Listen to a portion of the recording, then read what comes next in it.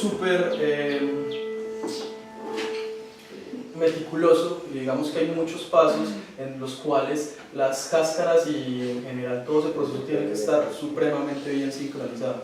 Si uno piensa que las aves se reproducen acá y en el páramo y en otros tipos de sitios, cerca a quebradas y cerca a troncos o en barrancos, uno esperaría que como las condiciones del ambiente son tan diferentes, las cáscaras tienen que adaptarse también a ese tipo de ambientes.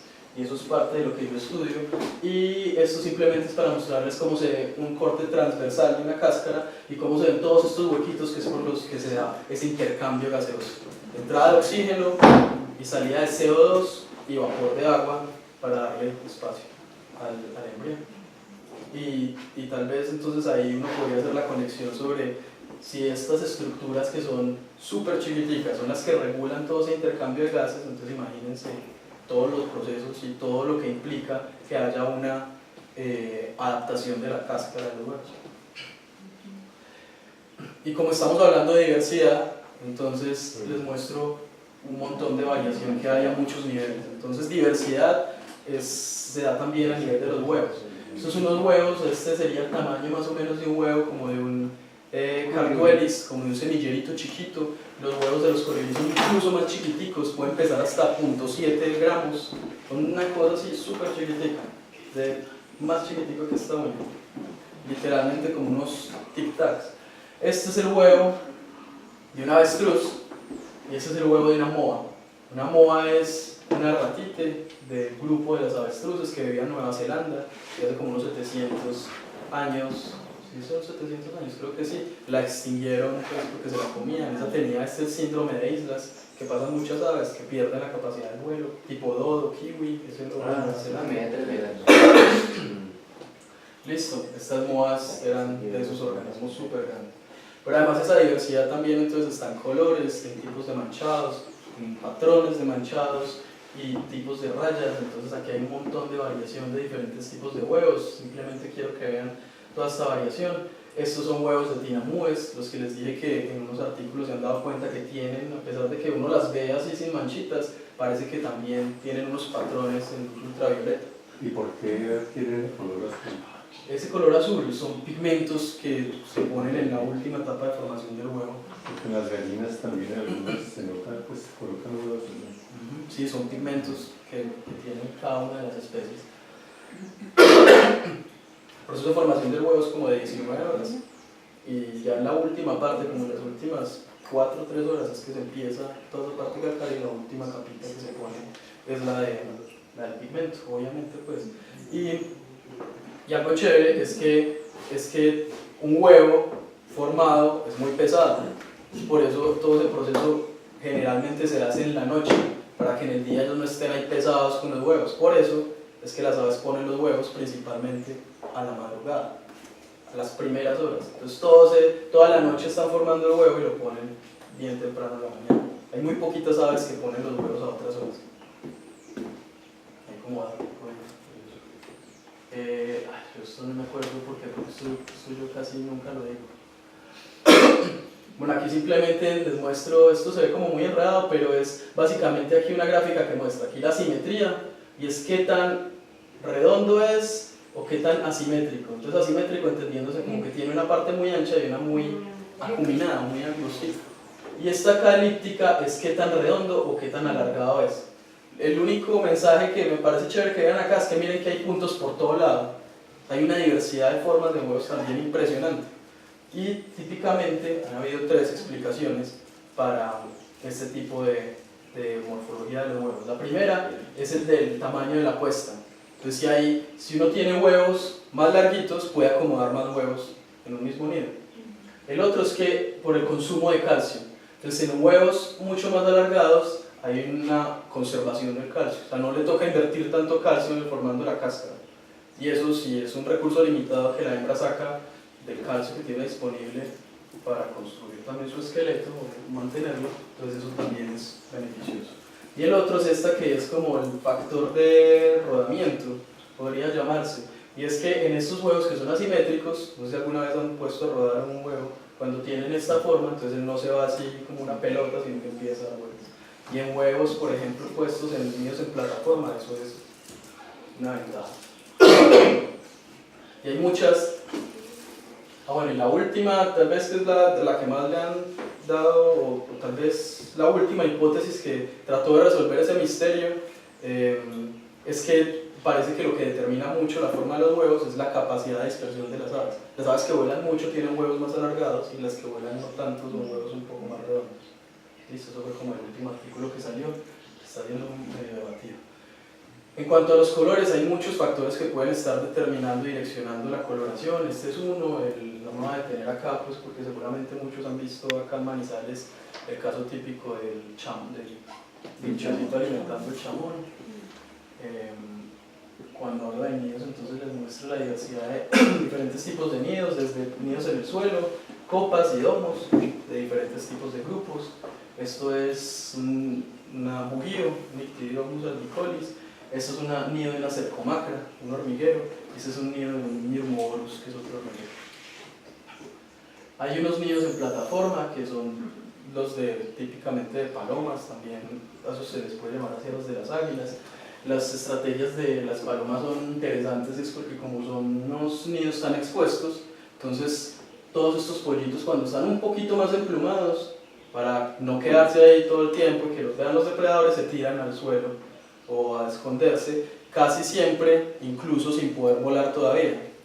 Entonces eso es su estrategia para evadir depredadores.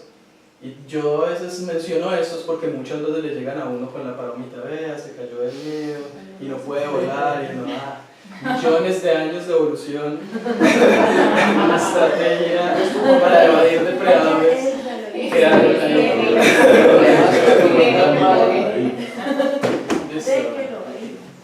Listo. Este es un caso particular en columbiformes, que son las palomas.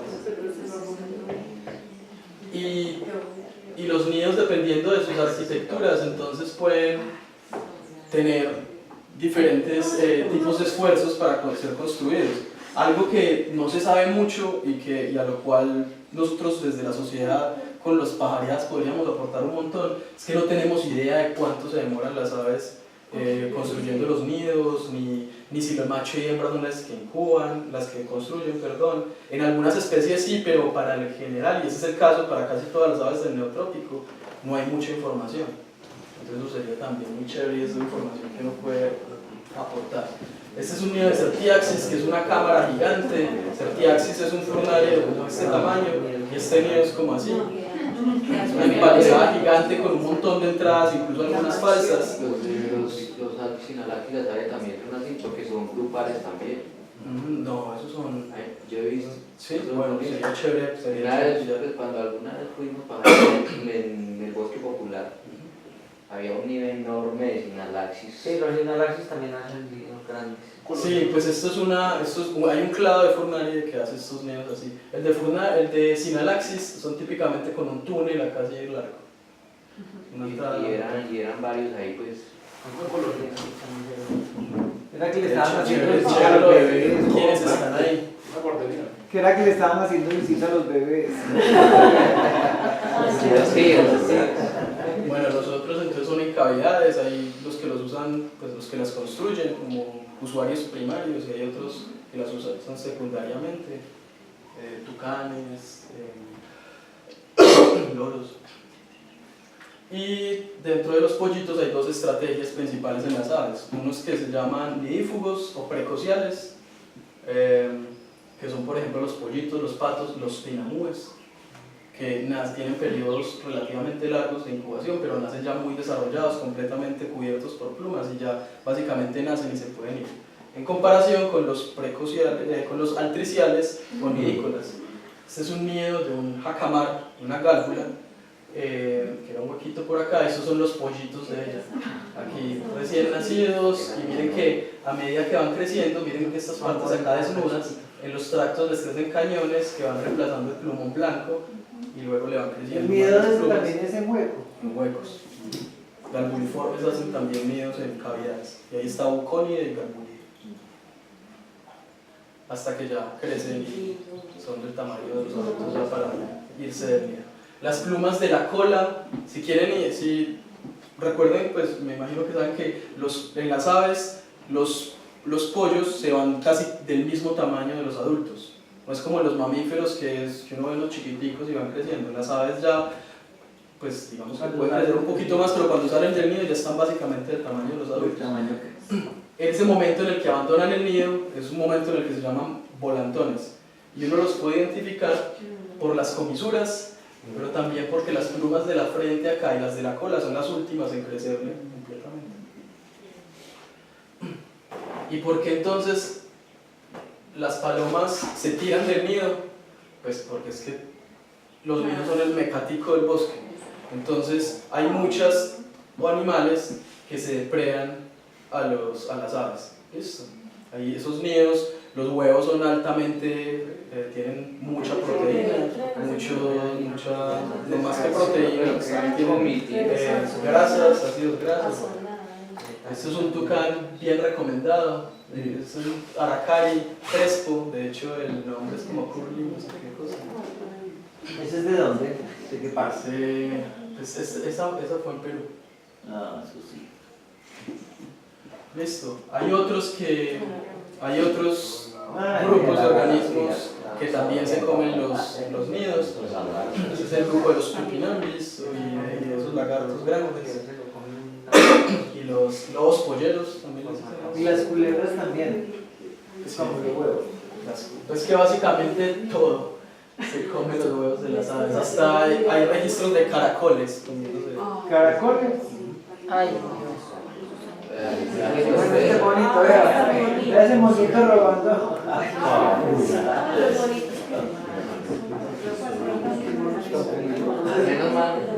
Los mejores registros de depredaciones son en nidos de palomas. Eso es una leptotila.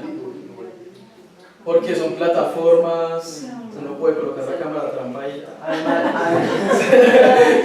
Además las hacen bajitas, ¿no? Sí, casi todo. Normalmente.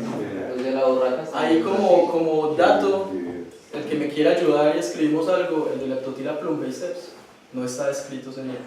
Y cuando hablé con los de Tinamú que estuve allá, me dijeron, hay un montón.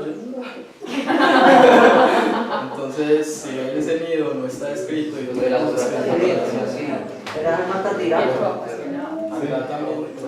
Está bien. Los de las urracas también. Urracas.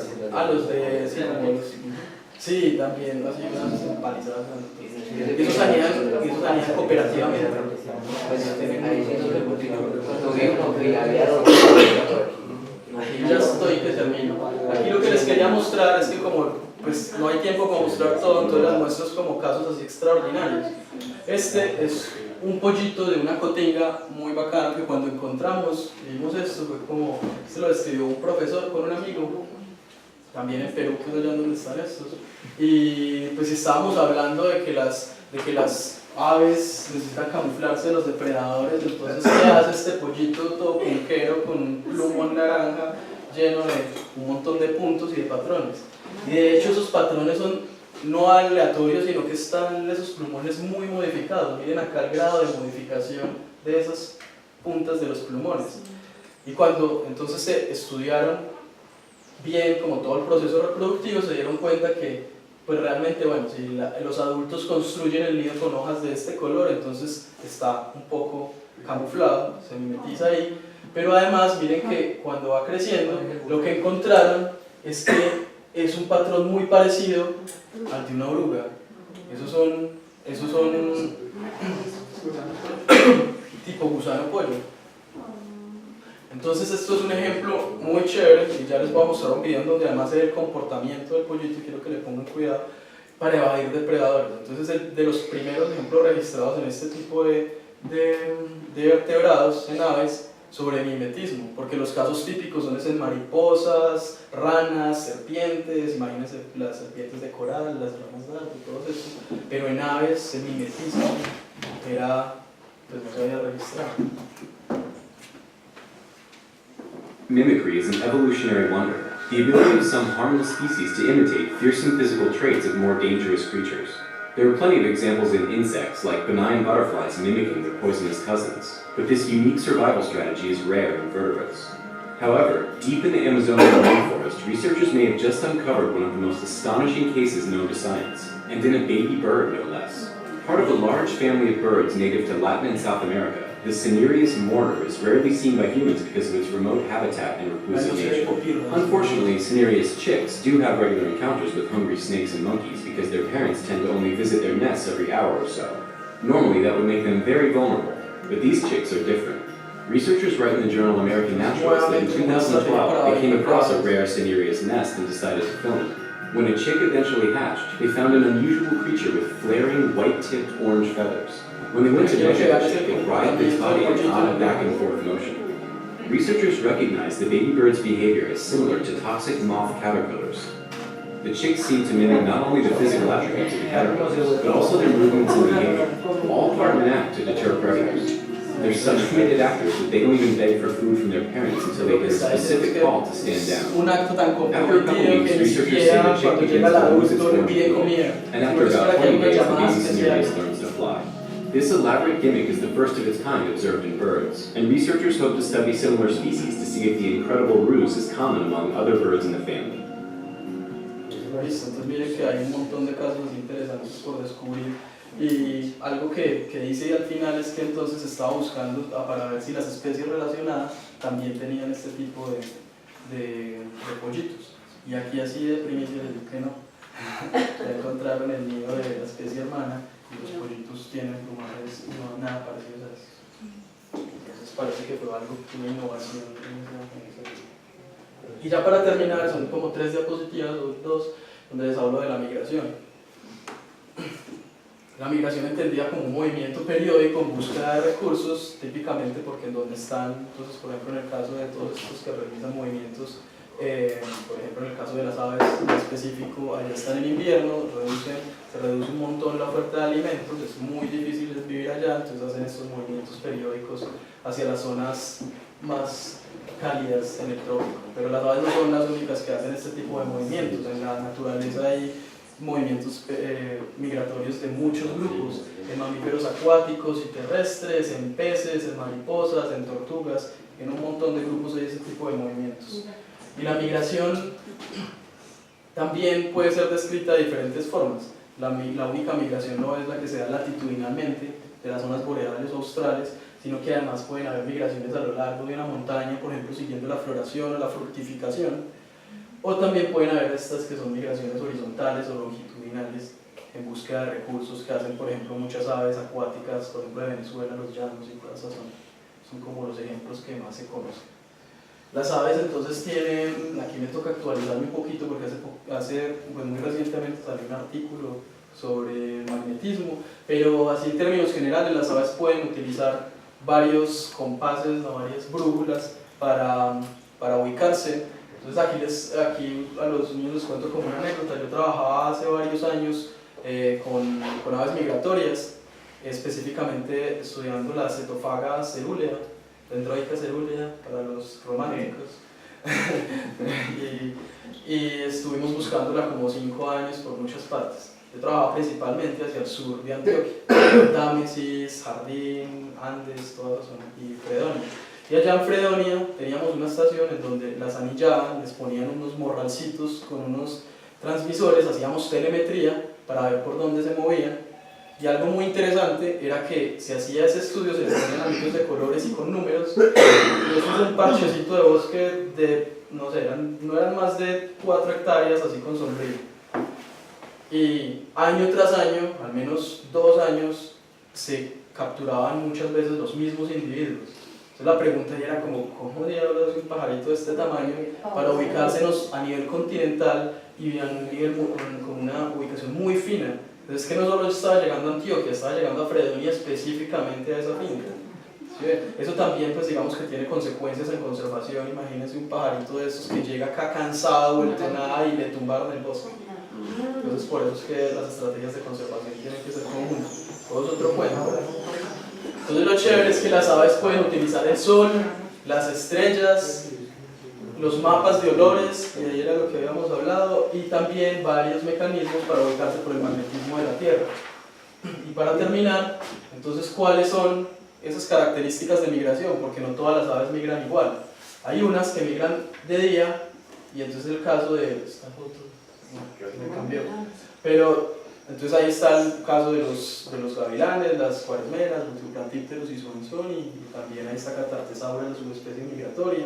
Ellos migran de día y típicamente de noche migran el resto de pajaritos. Entonces aquí están cucos, turpiales, atrapamoscas, reinitas, estos que son los degollados, picogordos y las mirlas.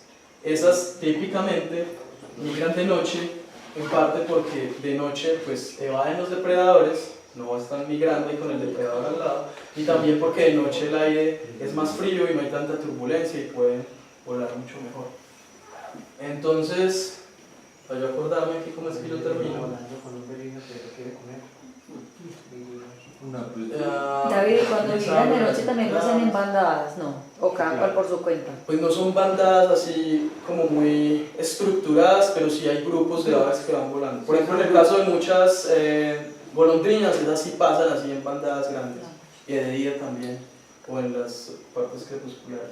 Aquí les cuento, aquí lo que les muestro es como por qué Colombia es importante en términos de entradas migratorias, y ya, aquí les echo ahí como un carretazo, como bueno, y espero que esto haya ilustrado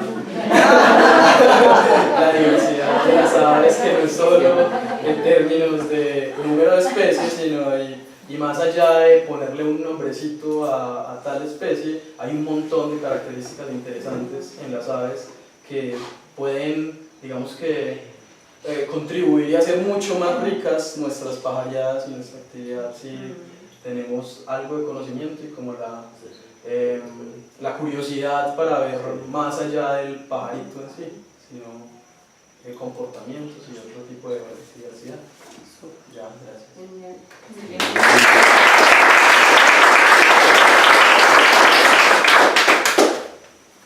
Como ven, bueno, y la segunda parte ya en esa les hablo más como de, pues que no voy a, les hablo más de que fue lo que estuvimos viendo ayer, les hablo como de taxonomía y sistemática y hacemos un recorrido por todas las familias. Esa es incluso más larga y la he dado solo como en 2 o 3 partes porque pues el tiempo es complicado. Hay algo que por ejemplo hago énfasis al principio, es en la parte de taxonomía y por qué cambian los nombres y por qué es tan bacano que cambien los nombres y no debería ser un dolor de cabeza. Yo entiendo que a uno le toca... Eso sí es un dolor de cabeza. ¿Y qué me le opina cuando cogen las tangas y ponen la de arriba, la ponen abajo? Sí, pero eso lo que refleja es que cada vez sabemos más de las relaciones de las aves. Entonces es... Siempre le pegan a uno una desorganizada. Ah, sí. No, por eso uno lo que puede hacer es como, olvídese de eso y en 6 meses me actualizo. Y así. Porque eso, por ejemplo, hace 8 días le mandé una foto sobre las especies que no sabíamos en qué familias estaban, a los del semillero de ornitología. Y ayer, de pura curiosidad, me volví a meter y ya las habían quitado. O sea, ya en una semana ya les había mandado información desactualizada. Pero pues, digamos que a mí que me gusta estar revisando, por ejemplo, la última actualización la hicieron el 4 de junio. Y digamos que es muy chévere estar pendiente como de ese tipo de cosas. Más allá de como, no, es que ya no es Momotus momota, sino Momotus ecuatoriales, es lo que quiere decir eso. Entonces, lo que quiere decir eso, en este caso en particular, es que Momotus momota, antes no teníamos las herramientas para saber que eran algo diferente y creíamos que Momotus momota estaba distribuido por todo lado. Pero después de un estudio de un profesor, de hecho Gary Stiles, del que le dedicaron el pajarito, se dieron cuenta que son al menos 6 especies distribuidas en varias partes. Momotus momota, que fue la especie tipo, quedó con el Amazonas, y aquí tenemos Momotus ecuatoriales y en las partes bajas subruferas. ¿Sí? Entonces son un montón de cositas interesantes. Por ejemplo, y ya como eso termino, hace poquito alguien preguntó en un grupo que tenemos en el semillero de ornitología, como bueno, entonces al fin ¿qué? ¿Manacus vitellinus o Manacus manacus? Es que son muy diferentes, uno es amarillo y uno es blanco. Sí, estamos de acuerdo. Están muy diferentes. Entonces por ahí no, que según la taxonomía que usted siga, pues usted le prende la velita, como dice Diego Calderón, un amigo, que al que le prenda la velita, entonces tranquilo. Pero es que yo creo que este cuento de la taxonomía, si uno es más curioso, va más allá de, no, que diga este o este, y es como entender un poquito más allá. Resulta que ese Manacus amarillito está relacionado con el blanquito. Es que les tendría que mostrar Es que como me parece que yo ese manacos y manacos viterinos los vi juntos en un sitio. Oiga, en el mismo sitio. Sí, pues El es que amarillo y el blanco negro en el mismo sitio. la cosa es que Pero siendo tan distintos, ¿por qué se supone que es la misma especie? Porque es que el uno es amarillo y el otro es blanco. sí, pero el color es un rasgo que a veces en algunos grupos puede variar un montón. Y cuando además hay hibridación y variación poblacional, eso también tiene un montón de incidencias. Para hacer la historia corta, en este momento es Manacus manacus. Porque Manacus vitellinus está por acá, fue el último que se originó, el amarillo, pues para Manacus vitellinus, el amarillito. Y si reconocemos vitellinus, eso quiere decir que Manacus manacus no es una especie válida. Entonces el problema ahí es que nos toca O sea, que empezar a su dividir especie, todas. su especie. Su Entonces, especie. en este momento, hasta que hagan otro estudio, si consideramos Manacus vitellinus, entonces estamos diciendo que Manacus manacus no es una especie válida. ¿Sí ven? Esas son las implicaciones que tiene todo esto.